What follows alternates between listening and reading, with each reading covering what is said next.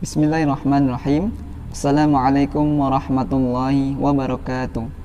Alhamdulillah, salatu wassalamu ala rasulillah wa ala alihi wa ashabihi wa man tabi'ahum bi ihsanin ila yaumiddin. Amma ba'd.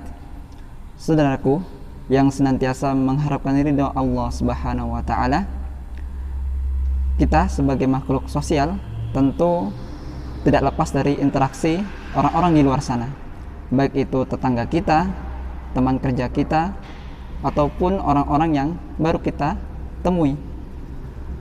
Dalam interaksi tersebut tentu selalu timbul dalam hati kita, terbetik dalam hati kita prasangka-prasangka, entah itu baik ataupun itu buruk.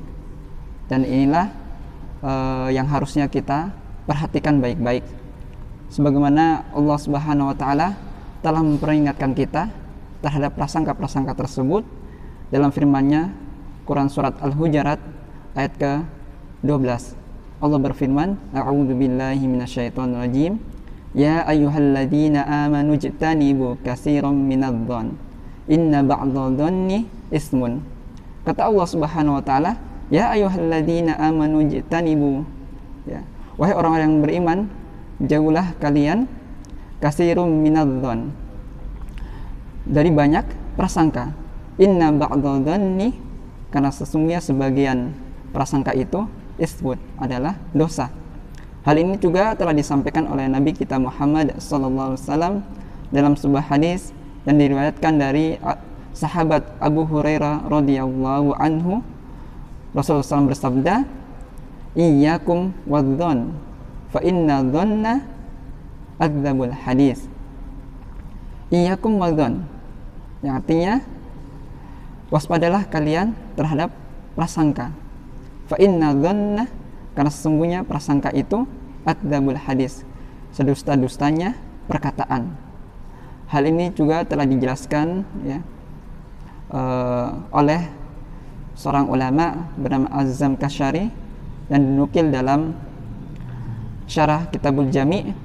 Beliau menjelaskan terkait prasangka ini terbagi menjadi 4 hukum. Yang pertama yaitu prasangka yang diharamkan, yaitu berprasangka buruk terhadap Allah Subhanahu wa taala, dan juga berprasangka buruk terhadap saudara kaum muslimin yang mungkin terlihat kebaikannya dan orang tersebut terlihat jelas kepercayaannya atau dapat dipercaya, maka ini adalah perkara yang diharamkan. Kemudian yang kedua yaitu prasangka yang diwajibkan, yaitu berprasangka baik terhadap Allah Subhanahu wa taala. Yang ketiga, prasangka yang disunahkan, yaitu bagaimana kita berprasangka baik terhadap saudara sesama muslim kita. Kemudian yang terakhir, yang keempat, yaitu prasangka yang sifatnya mubah, yaitu berprasangka buruk ya, bolehnya kita berprasangka buruk terhadap orang-orang yang memang sudah jelas kefasikannya atau sudah jelas memang keburukannya. Nah, ini tentunya keempat hal ini sering kita jumpai dalam interaksi kita ataupun dalam kehidupan kita sehari-hari. Yang pertama yaitu prasangka yang diharamkan. Ini adalah prasangka yang harus kita jauhi, yang harus kita berhati-hati di dalamnya. Jangan sampai kita berburuk sangka kepada Allah dan saudara-saudara kita sesama muslim yang sudah jelas atau kita kenal kebaikannya. Karena mungkin dalam keseharian kita, dalam aktivitas kita, seringkali kita dihadapi dengan situasi yang tidak mengenakan, baik untuk diri kita ataupun perasaan kita, yang seakan-akan kita merasa beban yang sangat berat kita pikul dibandingkan oleh saudara-saudara kita di luar sana yang kita melihat mungkin kehidupannya enak-enak saja. Terkadang kita berprasangka bahwasanya Allah ini tidak adil ya. Allah tidak adil terhadap kita karena kita diberikan ujian begitu berat, sedangkan saudara kita di luar sana, tetangga kita, hidupnya enak-enak saja. Maka ini adalah prasangka yang harus kita jauhi, dan kita lawan dengan prasangka yang sebaliknya, yaitu prasangka yang diwajibkan. Yaitu apa? Yaitu senantiasa berprasangka baik terhadap Allah Subhanahu wa taala.